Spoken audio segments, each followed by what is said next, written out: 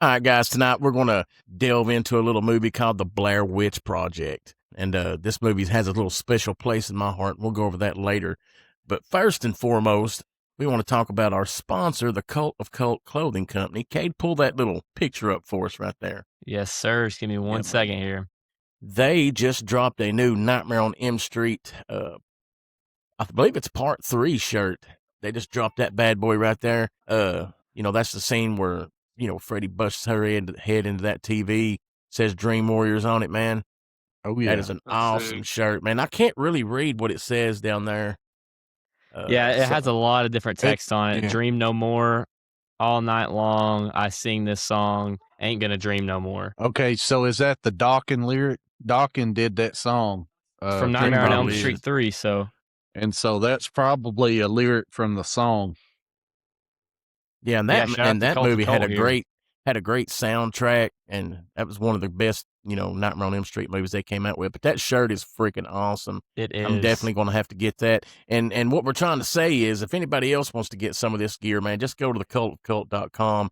They've got all types of horror movie gear, man. And just remember, use our code HorrorPod, and that'll get you 10% off anything you buy at the store, man. So go check them out, man. They got some great, horror movie themed gear there, man. You'll love it, man. And it's good quality stuff, man. I'm wearing my Halloween 3 hoodie that I bought from them right now, and it's awesome. Yeah, we're twinsing tonight, man. I got mine on. Oh, yeah, you got yours on too? Oh, nice. Yeah, that's my official podcast shirt, man, from the Cult of Cult. That's what I'm talking about. It's got all this cool stuff on the arms. Oh, yeah. Dope, man. I love the stuff on the sleeves that they do. It's clean. Yeah. It's got 3 masks. Their stuff is so unique. They've got a Misery shirt that I'm going to go buy. I want that Misery shirt. Oh, it is so cool. Oh, dude, with the hobbling scene. Yes. Oh, that's so cool. It's so cool. And I'll say, I guess for those, I don't know if you said this, Corky, but for the guys not watching the pod, the code is HorrorPod, all one word for our discount code there, HorrorPod. Yeah, and we're saying HorrorPod, not HorrorPod. Yeah, we got those Southern accents. Horror. So HorrorPod. HorrorPod. But yeah, go check them out, man. If you like this show and the crap we talk about, then you'll love their clothes, man. Go check them out. Use that code. Yes. Get 10% off. But, all right, back to the show. We're going to get into this movie, The Blair Witch Project. I went and seen this movie twice in theaters when I was coming up. Daniel, I think we had been out of high school maybe a year or two, something like that. When this came out in 98. We'd been out a year. I went and saw it once. I didn't go twice. But yeah. I thought I went and seen this movie. I think it was 99, Daniel. Oh, yeah, it came out in 99. So we've been out 2 years. That's how old I am. We had been Rest out you 2 guys years. was babies. Some of y'all might not even been born. I was in the womb. I was developing. I'm an old man. So here's the thing. What I'm trying to say is I went to this movie thinking it was real because back then, we didn't have a lot of interwebs and stuff like that. You know what I'm saying? That's so cool, dude. So when me and my now wife went to see this movie, dude, we thought it was real. And I can remember leaving the theater like, that's it. There it is. There's the proof, There's the proof that ghosts are real. How can they, explain this away? I said, because right there it is, and they done it right, man. They wouldn't let these actors do interviews and stuff like that. Of course, nowadays, this type of movie would be hard to do because there's a camera on every corner in everybody's hand. Wow. But back then, that stuff just didn't exist, and they pulled it off, man. But I'll read this little intro, and we'll get into it, man. But just for that reason only, this movie's always got a little special place on my shelf there. But so tonight we're going to be heading into the woods with one of the most influential horror films ever made, The Blair Witch Project. It was released in 1999. This low-budget indie completely changed the game by making audiences question what was real and what wasn't. It was shot in raw found footage style, which I believe that was the first time it was ever done like that. Might be wrong. Correct me if I'm wrong. But the film follows. Yeah, I believe it was. The film follows 3 student filmmakers who disappear while investigating a local legend deep in the Maryland woods. What makes this movie so unsettling isn't what you see, it's what you don't see. And how real it all feels, because it was really shot to look real. It really was. But Cade, I know this thing, Brent, we'll get to the box office here in a minute. But Cade, run down that cast for us before we hear how well it done. This is a super easy cast listing here because the actors in this movie are playing essentially themselves. They have the same name as I didn't know their real life name. So we have, of course, Heather, Josh, and Mike in this film. Heather, we got Heather Donahue, Joshua Leonard, and Michael C. Williams. And there's a few extras in there they interviewed throughout the film. None of them are really listed or like noteworthy, but it kind of adds to the realism as they go around and interview the people in the town and get an idea of like what the Blair Witch is, the lore behind it, and yeah, I'm really jealous of you guys being able to experience this like in a time where you couldn't access the internet like readily, because you can't, like you said, you can't do it nowadays. It would be immediately disproven, and so it was I'm marketed jealous. like that too, just like what Corky's saying. They didn't let the actors do interviews and stuff after this. They actually marketed it like it was a real life found footage, movie where these people were actually killed in the woods. Yeah, they released a missing poster for them like that. I want to say they did that, and they also simultaneously released like a documentary to Blockbuster. Yeah, that's what I was gonna say. They to add on to the lore, they created a whole documentary about the Blair Witch, which I've never seen, but the guy that I watched on YouTube said that he rented that first at Blockbuster, so he'd had no idea that it was fake. So he was like, "Oh, it's like a lore." And then when they released the Blair Witch Project, it's like, this is insane. That's the documentary that I watched. Like, that's pretty crazy. Yeah. They even made a website. Mom. Yeah, and Heather's mom was even receiving sympathy cards from people because her child was supposedly missing. Yeah, really? I heard that in a video today, and I was so shocked. That is crazy. You know what's really crazy about it, Brent? Tell us what this thing made at the box office. So besides it being one of the first found footage movies, at least the first one to make it found footage a famous genre, it's maybe almost most known for its net profit that it made. So the budget was $25,000, and at the box office it made $248 million worldwide. That is crazy. So that's pretty much, they pretty much just made $48 million that they didn't have to spend on any. That knocked Halloween off, because at that point Halloween was the highest grossing independent film made, and the Blair Witch Project pretty much shattered that. It probably kicked it off the planet. It still shattered that.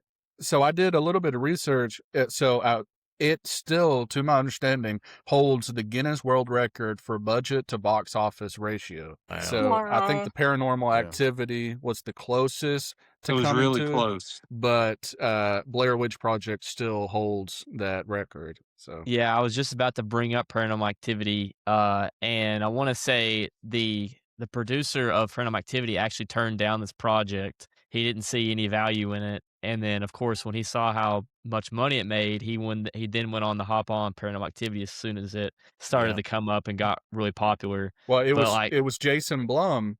Yeah, Jason Blum. That's right. Now all he does is movies like where he tries to get the lowest budget possible and tries to make the highest. It's hard to do it. It's hard to do it now, or it's such a different time. But yeah, that's really interesting. I think Paranormal Activity had a budget of like 15,000 or 20,000, something stupid like that. I think that dude still used Paranormal Activity as an excuse to upgrade his house. Because they said they fixed up his house for the movie. I think that was just his way of He's like, yeah, getting you guys a loan can use for this. his house. You guys can use this, no problem. And there's like pipes leaking and holes in the wall.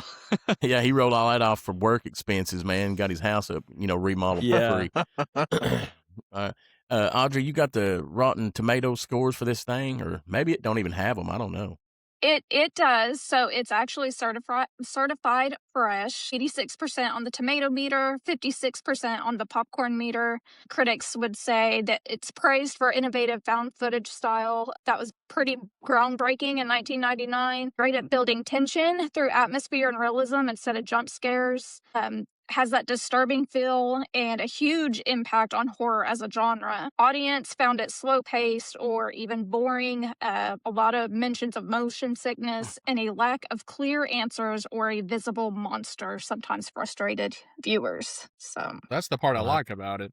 Yeah, that's what I thought was unique about it, man. That might be Daniel's opinion. Is that No, your that's opinion? all I Daniel? heard last night. But this movie, I forgot how boring this movie was. I guarantee you, he looked over at Bree and said, "If they only showed the witch, it would be so much better."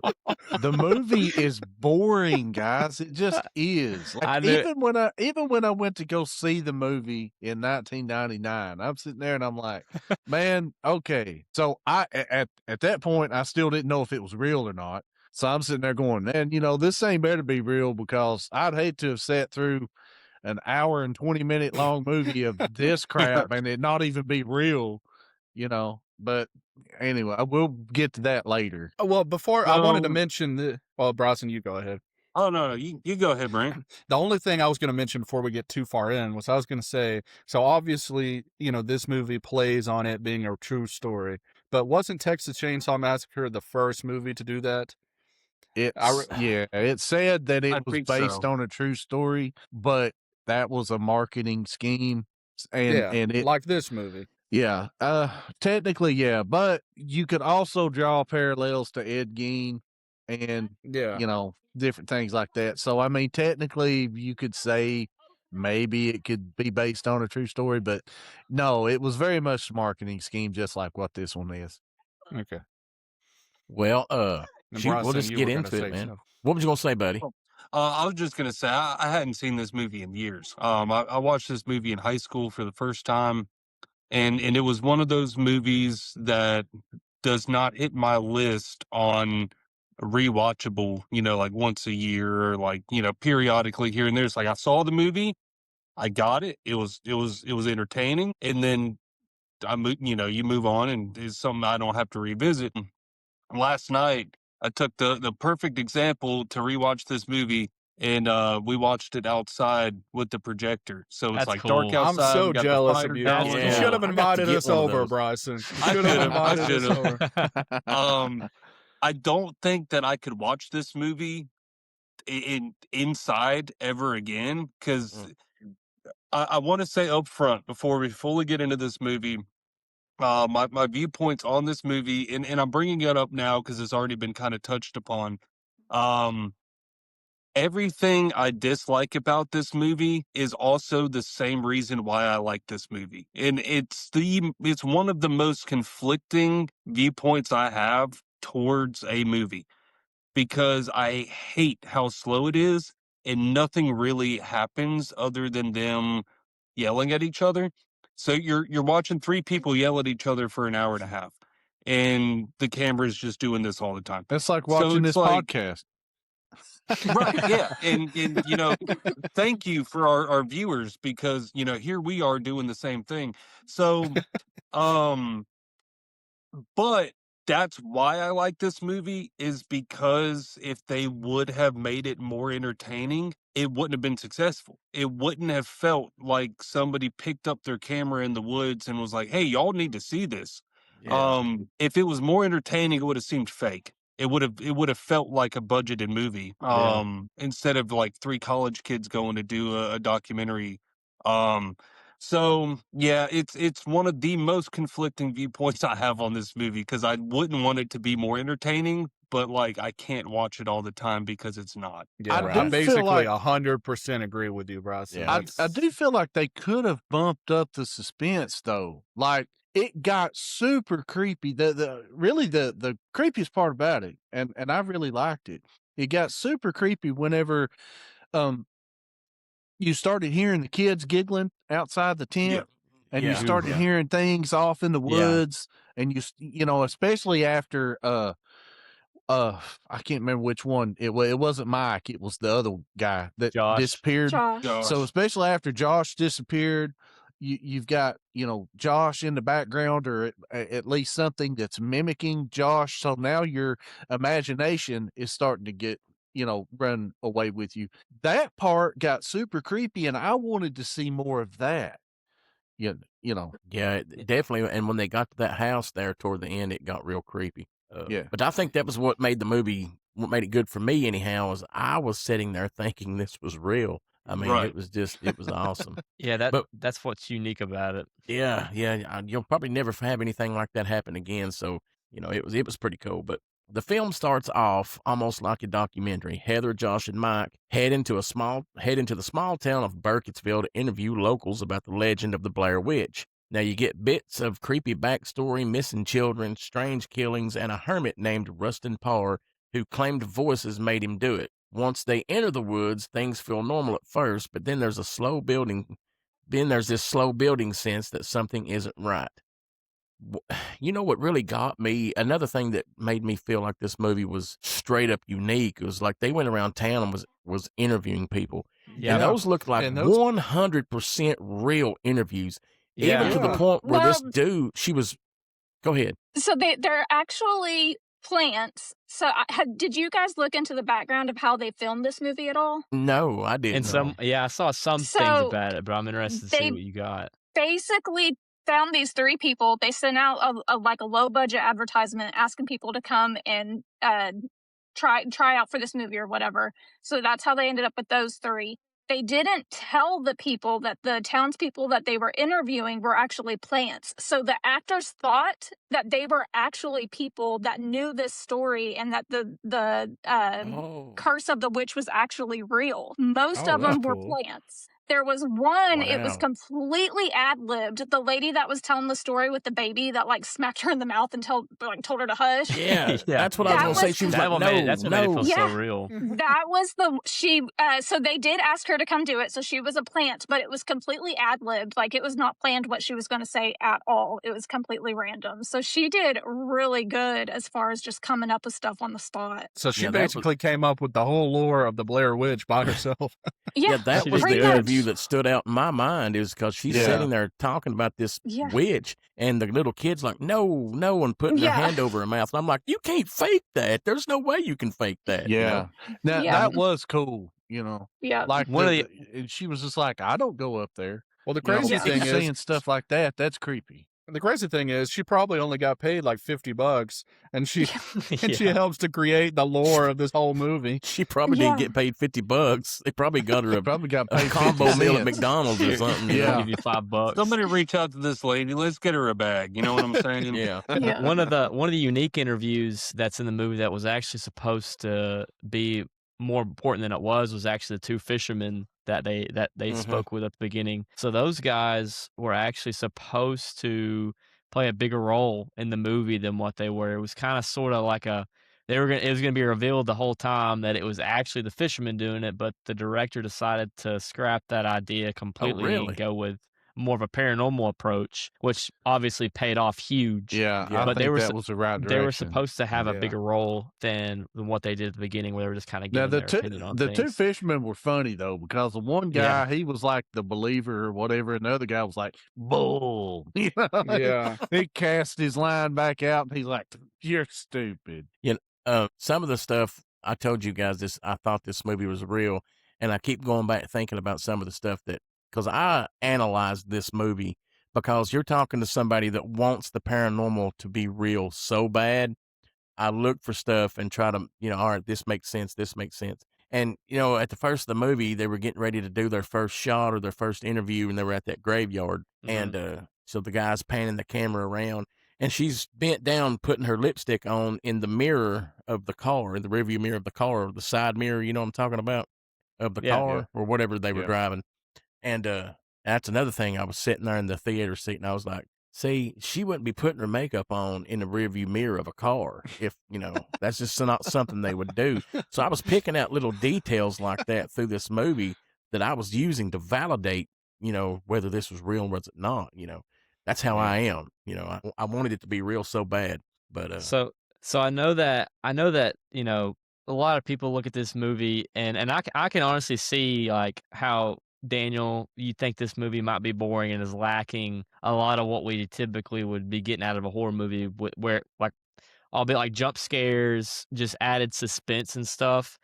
But the concept of them being in the woods and being stalked And the fact that like there's not like up in your face jump scares, it almost makes those moments stick out more to me. Like when those kids are banging on the tent and Yeah, when they hear yeah. the tree branches breaking around them, like I don't know, this movie makes me feel uneasy, and it might be because I got scarred from Paranormal Activity as a kid. I think that has a lot to do with Was it. this the first time you watched it, Cade? This was probably the second time, I think. I watched it a long time ago, and I've actually played the horror game, and I've seen the sequel that I was talking to you guys about, the one that came out in 2016.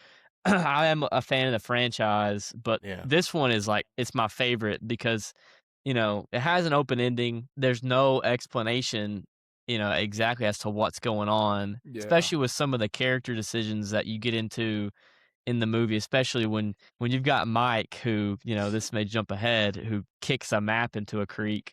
There's a lot of speculation that like he didn't do that. And I don't know if are you guys aware of a big theory about this movie that there's no witch? Yeah, well, fill us in that's if what you I know was. something. Yeah, Brent, I don't know how much you've like read on it, Brent, but you can jump in too whenever you feel like it. But it was theorized that Josh actually has a big hatred for Heather, and essentially Mike and Josh are tormenting her in the woods, and they isolate her, and they actually at the end kill her. And you see a lot of weird things happen with the way that Mike's behaving towards the end of the film, where he is kind of walking around and he hears Josh calling his name, and he announces, "I'm going downstairs. I'm going downstairs." Like he does these weird subtle things that makes it seem like it was him. The only problem I have with the theory is I don't know how they would have pulled off like the kids laughing in the woods. That's my only problem with it. Well, Mike was the sound guy, right? Mm-hmm. Yeah, So maybe he was. had some recordings of some kids, playing devil's Obviously, advocate. I don't think the theory is like correct. I don't think that's what the directors were going for. But I still think, and I know we'll get to it, but I still think the movie would be creepier if that was true. Like if it was filmed as we're gonna act like this is a paranormal thing with them being stalked by a witch, but in reality, it's just two guys just terrorizing. Then it becomes a true crime documentary at the end. Well, that Heather was actually worried about that because they really didn't know each other when they started filming this, and she had later on, when she kind of talked about it a little bit, said that she was kind of worried because they literally dropped these three in the middle of the woods for 8 days, and they would pass them like little messages on what they not tell them exactly what to do, but kind of guide them on what they needed to do for that day. And she said she was kind of nervous about being dropped in the woods with these two random guys. She took a knife with her and was like, what if they're trying to make a snuff film? And here I am just going to the woods with them. You got to get some workers' comp for that. That's asking a lot. That's asking a lot. So Mike was actually supposed to disappear, not Josh. But in real life, Mike, or the Josh guy and Heather were not getting along at all, to the point where the director actually had to break his own policy of not intervening with them, because he thought they were going to physically get into an altercation. And so they said, instead of pulling Mike, we're going to pull Josh, because he was worried that they were actually going to get into it. That's interesting. Let's talk about this for a minute. That come across on film because you can actually feel the frustration. Well, what do you guys think was causing that out there? Well, someone kept farting in the tent. You couldn't smoke in the tent, but you could let out the farts. Yeah, Hey, the scariest part of that movie was when they were like, "Do we have any more cigarettes?" And they said no. And I'm like, Mike found some. That's my dad's worst nightmare right there. I smoke, and if I were trapped in the woods and I ran out, like that's it. Like I'm gonna just go drown in the river, I guess. I wanna say that when we get to that monologue with Heather and she's talking about, it's all her fault, she led them to this point, right? Do you guys think that like a quarter of the way through the movie, when we see them start to struggle with where they're at, that she was actually lost at that point? Or do you think that she had it together and then, of course, the paranormal takes over and they actually end up in a loop? No, I think she was actually lost because like you can tell, or the way that I viewed it anyway, which is part of what I like about the movie. You can view it in different lenses, and it changes the way the movie plays out. But the way I viewed it was she was trying to put on a face that she knew what she was doing, that she knows exactly where they're going. But in reality, she was lost and just afraid to tell them, hey, I don't know where we are, because she didn't want anyone to freak out. And she's probably afraid everybody to be pissed off at her too, you know. I'm pretty sure by day 2 they were lost. Anyway, because they were supposed to go to that. They found that rock cemetery, and she did that interview. What was that called? Coffin Rock. Coffin Yeah, like Rock. Coffin Rock or something. And she did the interview there. I think at that point, right after that, like they were supposed to go to that other. Were they trying to get to the house after that, It was or a were they going to cemetery, some I other? think There was they a were like- Cemetery. Like wanted to another get to. cemetery. They never even made it to that thing. I mean, they got totally twisted up. But all through the movie, they crossed that stream, that creek. They crossed that about 3 different times. And so I know in the movie they're not thinking, they're in panic mode. And when you're in panic mode, you're not thinking clearly. But if you were thinking clearly, you know, those guys were fishing no more than 2-3 miles down that stream. So all you have to do is get to the stream and follow it down, you know, I thought the same the thing. direction that the water's running, and you're going to run back into civilization pretty quick. Even if you go the wrong direction, you could make it to a town of some sort if you just follow the. Yeah, and they had a compass as well. At the very beginning, they said that the patch of woods that they were in actually wasn't very big. They, you know, Well, that's the thing. It's not that big of the woods. They've got the map. They have the compass. They have a creek. I mean, I don't care if you've been trained in surviving out in the woods or not. Like, you're gonna figure it out. Because whether you've been trained or not, okay, well, I'm gonna at least follow this creek. It's got to go somewhere, you know, because old civilizations were built on because these water and dudes are stuff. downstream Yeah, fishing. they're down there so fishing. you're gonna run back into them dudes. But I don't know if y'all have ever seen the movie Dead End. Think so. It's this family. They're driving in we need to do this movie on the podcast because it's a really entertaining movie. But they're driving down this road. Old dude driving falls asleep and he like wakes up. He's like, oh man, like I nodded off. And then they just keep driving and then they keep driving and they're like yo, we should have been there by now. And so I'll keep it short. At one point, they pull over on the side of the road, and they're like, "This is ridiculous! Like we've been driving for hours on this one road straight." So they stop and they start walking into the woods off the road. They're like, "We've got to go somewhere else and see if we can find another road or find something." And as they're walking straight through the woods, they come back to the road where their car is. Like they just did a full loop. Dang. So they hadn't been driving down this road for hours. They've just been like driving down the same part of the road for hours. That sounds like a cool movie. Yeah, it is a cool movie. So that reminds me of this. I think that they entered some sort of portal. Yes.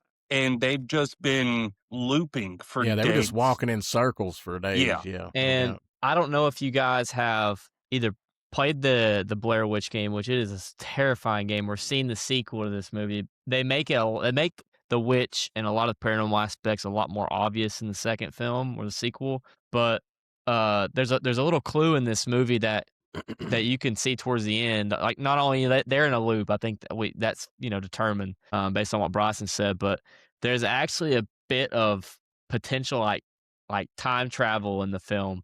With the house that they go to, this house was supposed to be destroyed.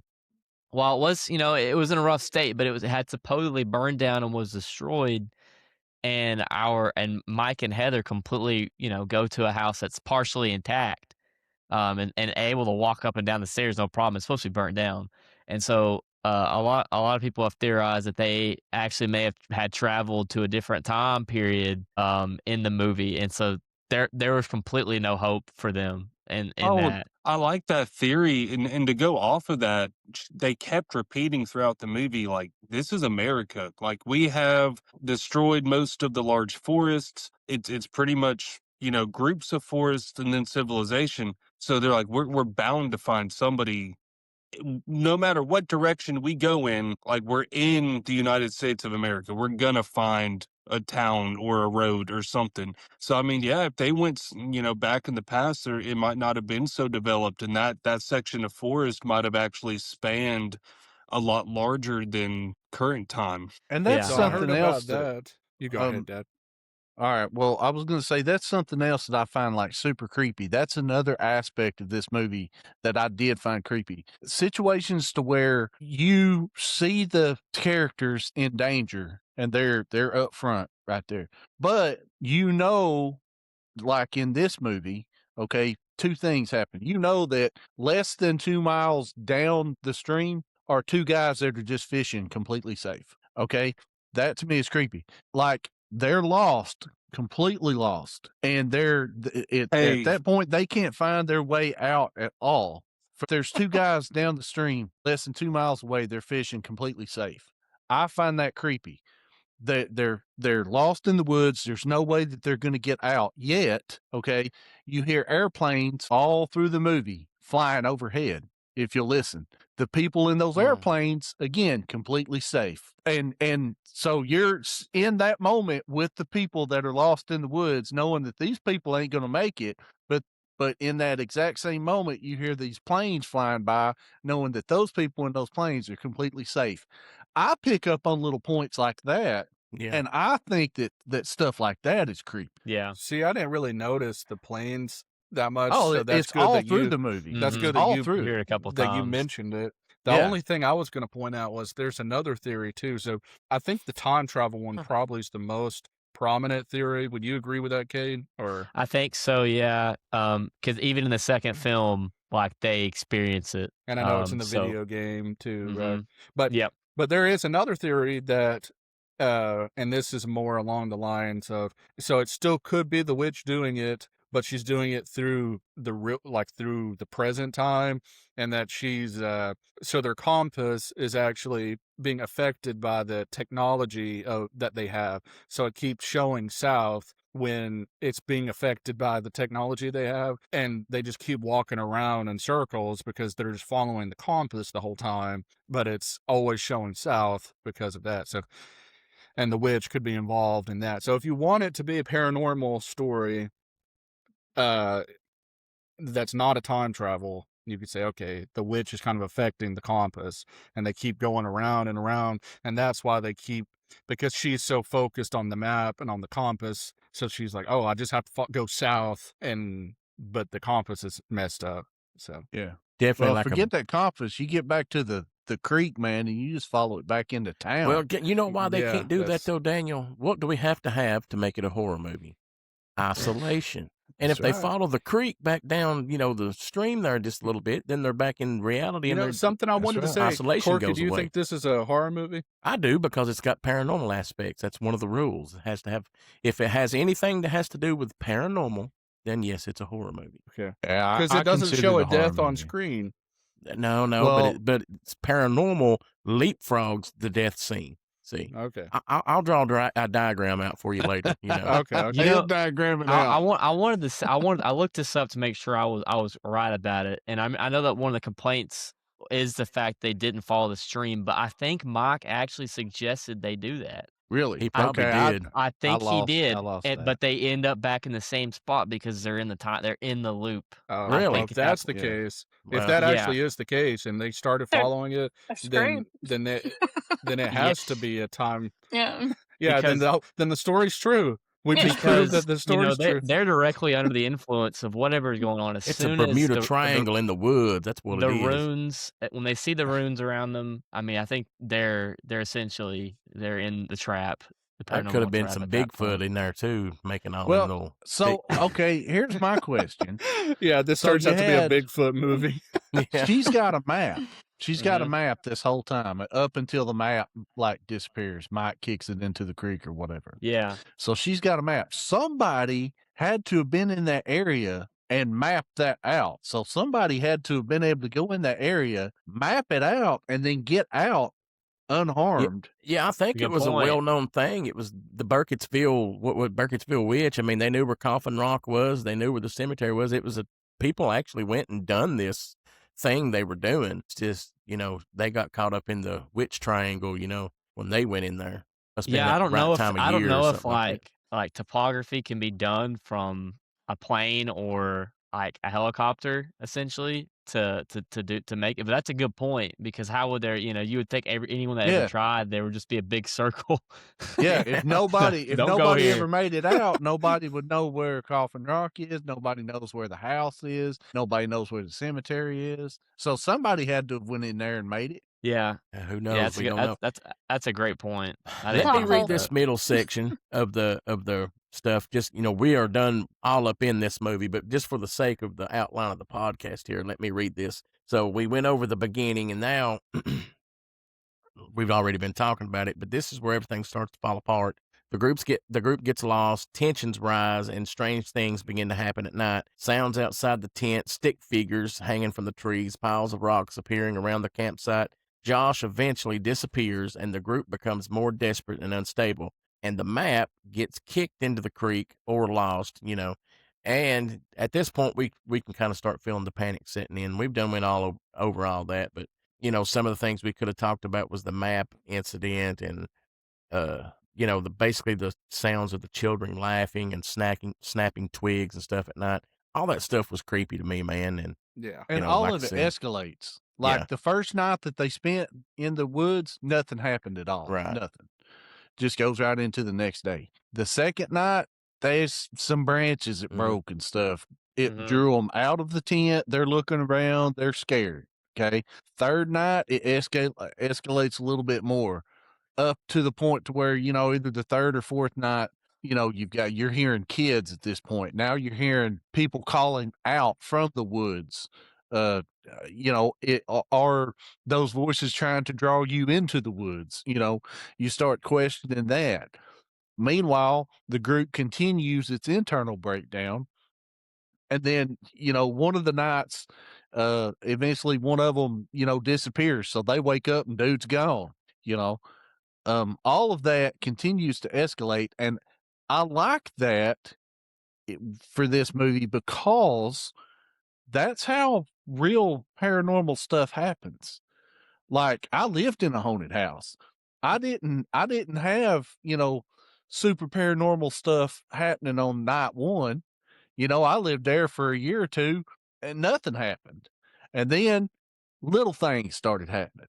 And then bigger things started happening and it starts drawing your attention to it. And so now you're focused in. Now it got to where really big things were happening and the same things were happening in this movie. And I do appreciate that part. Well, except they were in their bedroom playing with Ouija boards in these woods. Well, yeah, hindsight's 2020. One of the cool parts I wanted to point out here with how they interacted with the actors in the film is in the chase scene when Heather and Mike essentially just start sprinting through the woods. Like I'm talking just hauling. You Saying, can what is actually that? What is hear. that? Yeah, you can hear around them like someone running after them, and you can hear branches breaking. And the crew for the movie were hiding in the woods from them and chasing them, and they didn't know they were there. So very much genuine reactions. That's that's cool. cool. And I So want did to they say, just put these people in the woods and just tell them to yeah, film? Yeah. I think Yeah, the tent. I think pretty the much. They tent have scene to is the sleep there same. and everything. Really? Yeah, and Tent scene during is the same. I think. which I don't know if you're going to talk about it, Kate, but in that tent scene when they're running through the woods, there was actually supposed to be a view of the witch, but the actors were so scared when they were running, they forgot to pan the camera over and didn't get it. And the director decided not to reshoot it because it leaves it up to your imagination and makes it scarier. See, Yeah, I can okay. See, appreciate it. that would have upped Dad's experience of But this movie a couple I can points. see Daniel's opinion there because I'm talking. If you just have her in the frame for a millisecond, that's enough. Then that's a trivia question. Yeah, it has to be in one frame. I And think it's a trivia question. I mean, I think it would change people's opinions on it. But like some people remark it and say this was what makes it really good because you don't see Yeah. the big bad. It's, See, Well, I see, don't know. I kind of disagree with you a little bit, Cade. What I really liked about the movie is that it didn't show the witch at all, and the Yeah. reason I like that is because it opens up so many theories. Like, that's why this movie has so many theories, because it could just be the two guys messing with her. That would be 100%. scary. Or it could be a witch. Or it could be a time travel thing that it's the serial killer that actually killed them and not the witch. Like, there's so many different layers that you could look at it. But if they show the witch, that pigeonholes it to it's a witch movie. It has to be, because the witch is in and there. I agree with the that's witch my could opinion have too, Brent. the witch could have possessed the serial killer. The witch is, she can do, she's powerful. She can do whatever. So you can show something, because at this point, your imagination, it can go wild on you, but it kind of needs a little bit more to go on. Yeah, and maybe they could have like had her do some really horrific scream in the woods where you can't see her, and maybe that would have added more to the suspenseful nature that like Daniel wants. But I honestly, Brent, like that mystery is like that. I'm with you there. I think it makes it scarier in a sense, but More Yeah, I I still realistic think see it too. would the have other been. side. I still Yeah. think it would have been cool to pan through the woods and you see, like, if you think about the movie The Exorcist, when it shows that white face up in the corner, Oh, I like the hate demon. that. Yeah. Yeah. Just think if you would have seen something like that, just looking at you through the darkness of the woods. Yeah, Boy, just I'm like out the something. I'm If out the they- door, just baby. If I something, see something like because- that looking at me. Me and Corky used to go to these woods all the time.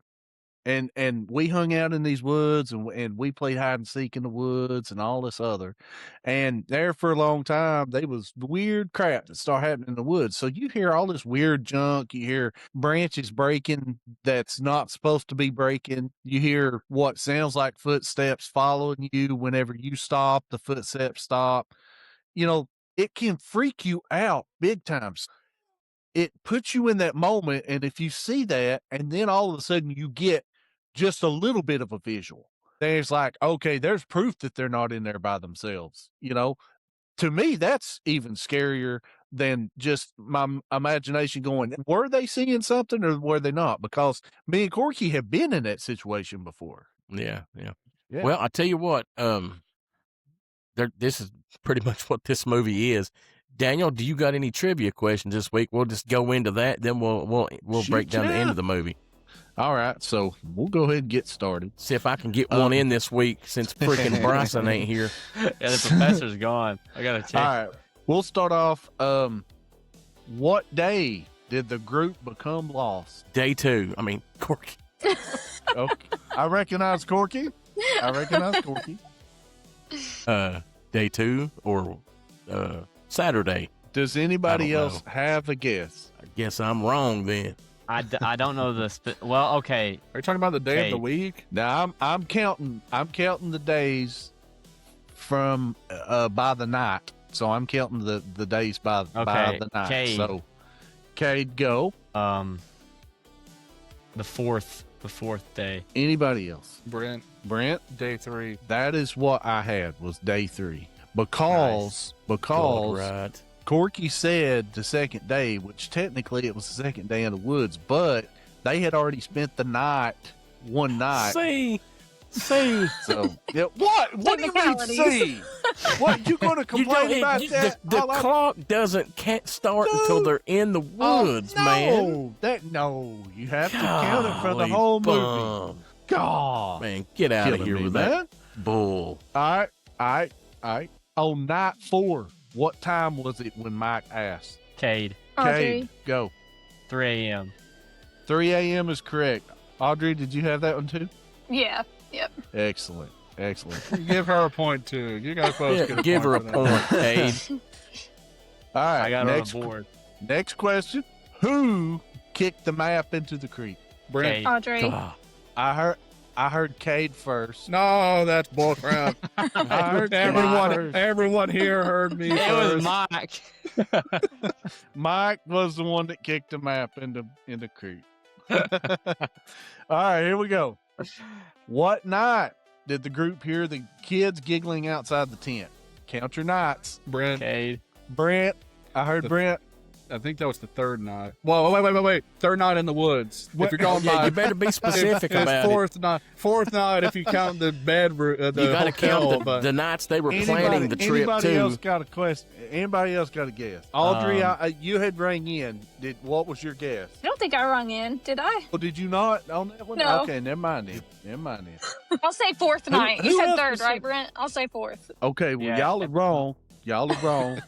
oh, According to my We tried our count, best. y'all are wrong. What's Oh, like it's the according to his 20th count night. now. see, we don't even How long know were how they he's in the counting. woods? We don't even know. We don't even know how he's counting the nights. I counted the nights. It was night 5. But you were sleeping, Daniel. Yeah, I know. No, I wasn't sleeping. I thought I they were said only it in the was woods boring. 3 nights total. No, dude, they were in there for Oh. almost a week, man. I was asleep then. That's actually Yeah, they were in there for a long time. Yeah. They were, yeah. Okay. Here's a good one, and I spotted this. I thought it was cool. I think this is a good trivia question. You had to be paying attention a little bit though. Oh, no, What- it's one of these. What song did they start singing when they were lost in the woods? Brent? Kate, Brent. It's the something island, the Skippy's Island or whatever the crap that old show is. Gullivan's Island. Cade. Gullivan's It's- Island. Audrey. Cade, go. was it the national anthem? Yes, it was Oh. the national anthem. Really? I don't remember that. Hey, Yeah, man. Yeah. I get I a half a don't point. They for remember sure that. sung the Gilligan's Island song. No, They they, did, didn't yeah. sing the They were Gilligan's talking Island about song. They it. were talking about. They said that Mike was the skipper and Josh was Gilligan. I just know they had to pay. One of the biggest parts of the budget is they had to pay for the rights of that song. Really? Yeah. Well, Yeah. I That's don't even dumb. remember. I don't even remember singing it. Anyway, okay, here we go.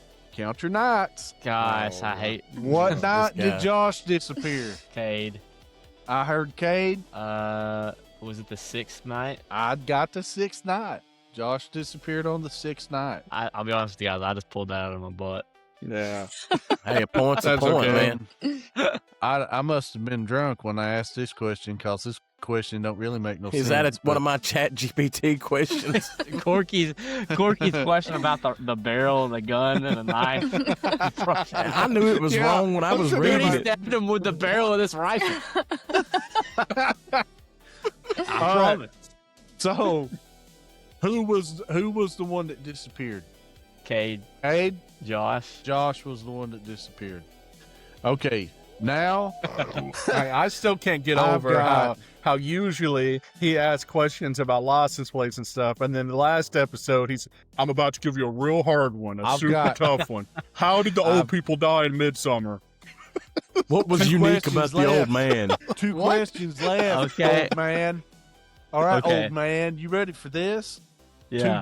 Two Daniel questions left. How Okay. about that? You like that? Daniel question number 1. What color is the tent? Cade, Cade, green. green. You are correct, sir. Oh, wow. And the granddaddy of them all. You better be ready for this one. It's just a license plate question. What was Josh's house number? Cade, Cade, go. is it 18404? Yes, it is. Oh, man. 18404.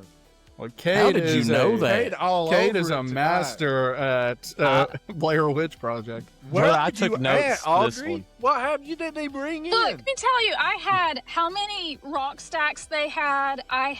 They said a king's name. I had that down. Dude, I had notes in my phone from the groceries they bought from the store. Oh, yeah, and he's coming up with these fake nights they've been in there where he just counted off. We don't his even know the budget. count. We don't even know how he's counting the nights. nights. I went back and recounted. I made sure that my nights were right. Dude, Okay. Did you want to know what those guys were living on in the woods? They were living on rice, some fruit crunch, like fruit punch, and then oatmeal raisins and marshmallows. Man, He really had their grocery list wrote down. Now, I want to mention one thing now that, and obviously, congratulations to Cade because fantastic job. Fantastic. I've job. got But an one- impromptu question though. I got one. Oh, okay. I got you one. What month was it? Cade. Kate again. Jeez. October. October. It was October. When do I they was even waiting- say that in the movie? I was waiting for. At the very beginning, At the the text very says beginning. 1994. 3 Aw. people were lost in the woods. What Oh, state was And- it in? And you like walking Maryland. Maryland. And they're Yeah. while they're walking around in town, there's like Halloween decorations up. Yeah, I did notice that. It's in the grocery store and everything. So one All thing right, I go wanted to ahead. mention real quick before we make it to the ending, which I know we're about to do. I think that one of the scariest scenes of the movie is when the girl, what's her name again? Heather. So when Heather has the camera and it's focused on her eyes, and I remember watching a video today actually where they said that it was supposed to show her whole face, but she didn't realize that the camera was zoomed in, so that's how you get the creepy shot. But that Oh, yeah. scene is really creepy to me, and that seems to be a trend for me personally. Like how I said in Midsummer when she screams out in just like complete agony, how that was scary to me. Well, same with this, where she's crying and you can feel like her being really upset and she's taking all the blame for them being lost. And she starts saying like, I apologize to Josh's mom. I apologize to Mike's mom. And I apologize to my mom for getting us in this situation. Like that is creepy to me because you just feel for her. And Yeah.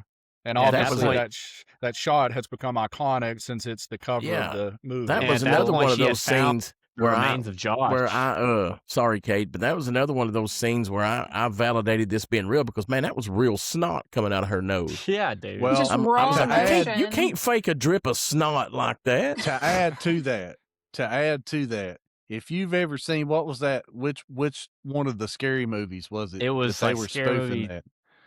2 or something. After it was one of the early ones. after you've seen that scene in the scary movie where they're spoofing it, and then she's got all that snot that just starts coming down, and it won't stop. This is like a geyser. Once you've seen that scene, every time you go back and watch the real scene in Blair Witch, I start laughing. I Yeah, no can't doubt. help it.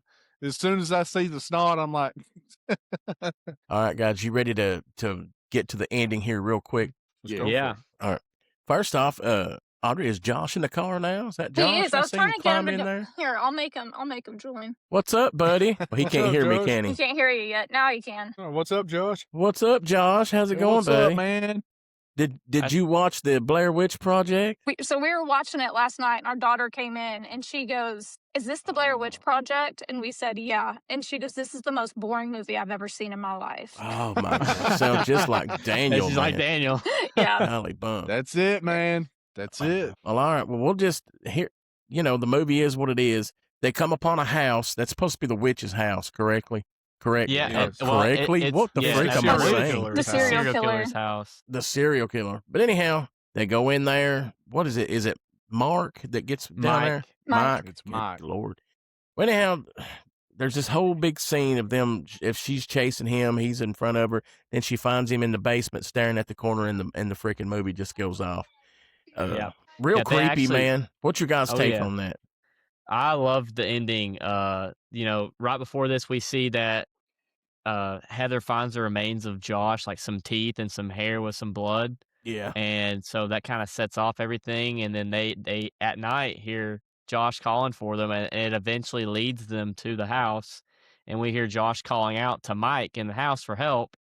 And then eventually he's kind of roaming around and he goes downstairs. We see him in the corner, and Heather's like screaming for him, and then gets dropped. And like and then it ends. There's nothing after that. And I forgot how abrupt it is. And you're just like left there like, well, this is like a real tape. So I I really think- liked the ending. That's what I liked too. Was it was almost like a slow build up, and then that house scene is so ramped up and chaotic, and then it just ends out of nowhere. It leaves you sitting there like, what just happened? Like, where's this going? And you're like, it's over. Like, where's the rest of the movie? So Right. And so well, I have been waiting.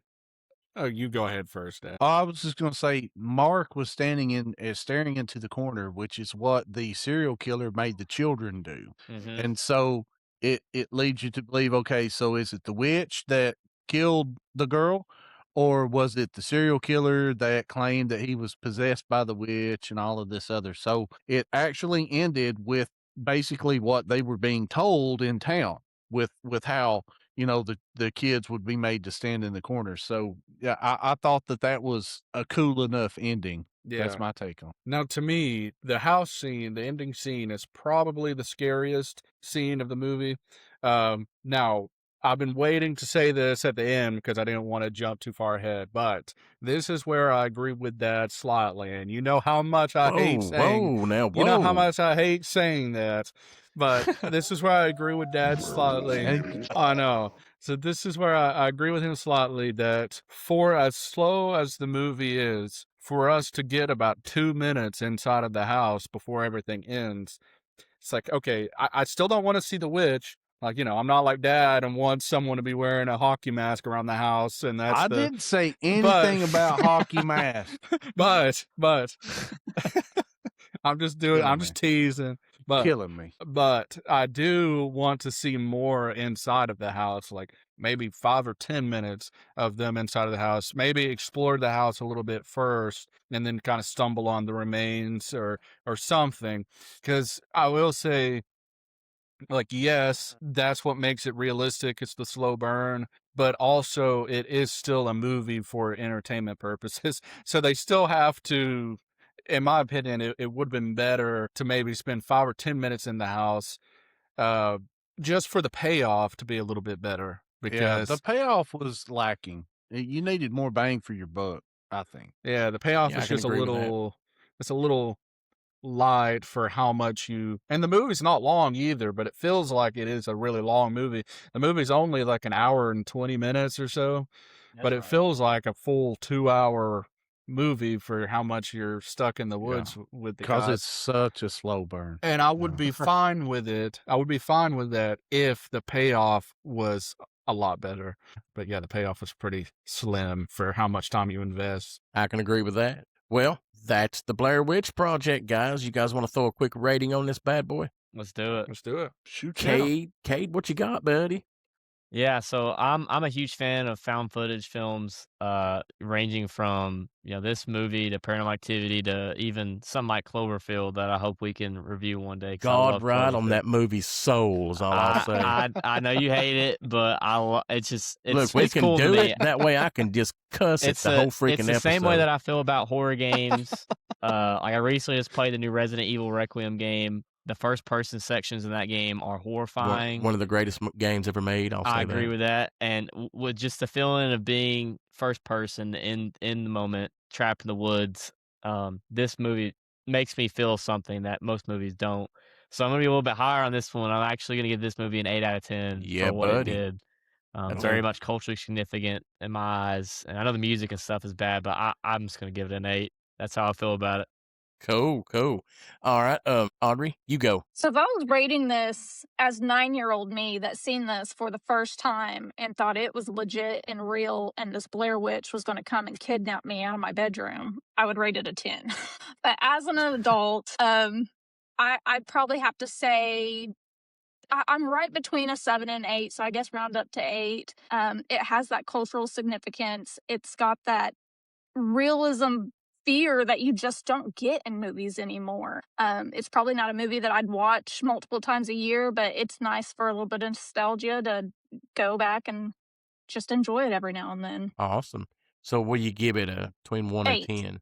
I should give it an 8. I 8. must have missed Yep. it. Okay. Yeah. So we got two 8s. I got a number down. Yeah, I know you're the statistician over there. I know you got it. I just must have missed it. All right, Brent, you're up, buddy. Go for it. All right, so this is one of the hardest movies to do the ranking, the scale ranking that we do with the criteria, but it's one of the movies I'm most happy that we did that ranking for, because if it was just for enjoyment, my enjoyment score was a 4. And I know that sounds crazy, but it's such a culturally significant movie. It has tons of symbolism because of the opening or open ending. And so all of that boosted up to a 7. And I think that's a fair score for this movie, a 7 out of 10, with how, it changed the whole genre of horror for the early 2000s. It became just a lot of, I forgot the term. What's the term of this movie again? Found footage. Yeah, found footage. Yeah, started kind of the found footage movement, and there was a ton of them in the early 2000s. And so, I wouldn't feel right giving it a 4, so I give it a 7 out of 10. All right, 2 8s and a 7. Daniel, you're up. All right, so Brent, we're in agreement there because it was really hard to really be fair to this movie with our criteria. So your cultural significance, just like you said, it's the very beginning of the found footage movement, which ended up being an entire movement in itself, an entire subgenre of horror.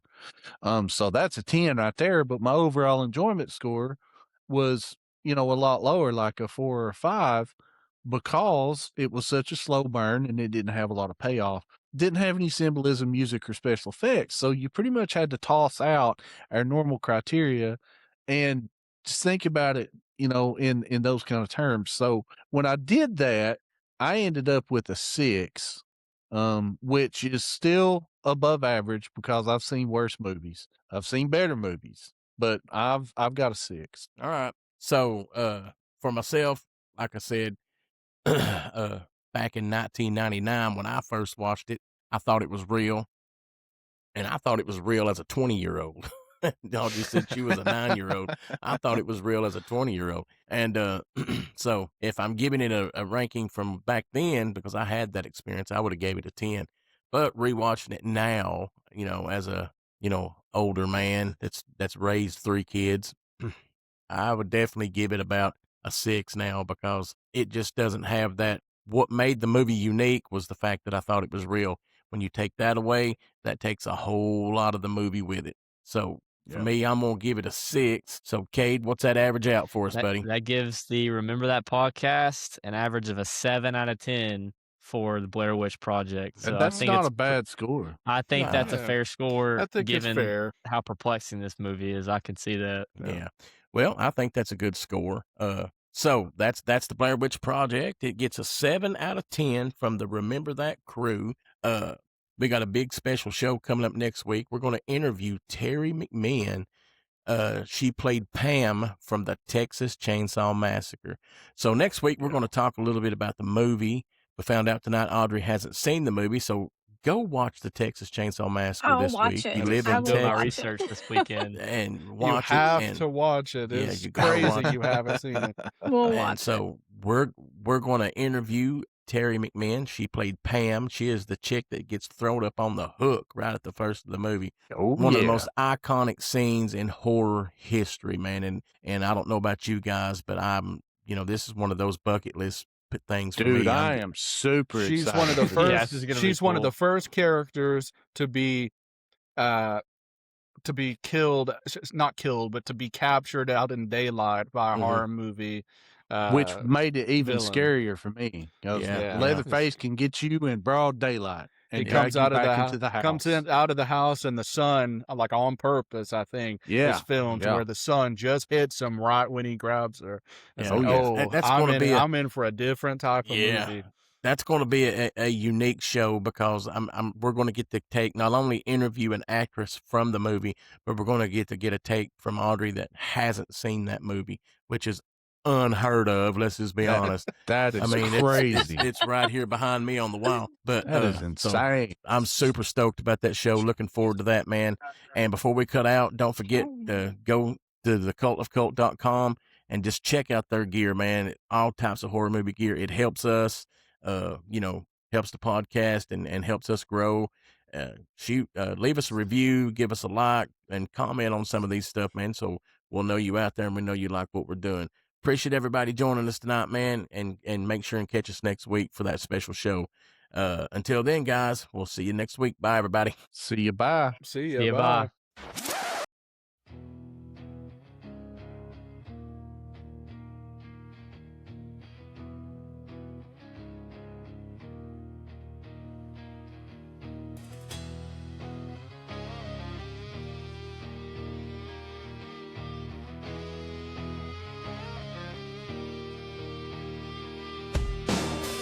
Popcorn cold in my shaking hands, curtains drawn.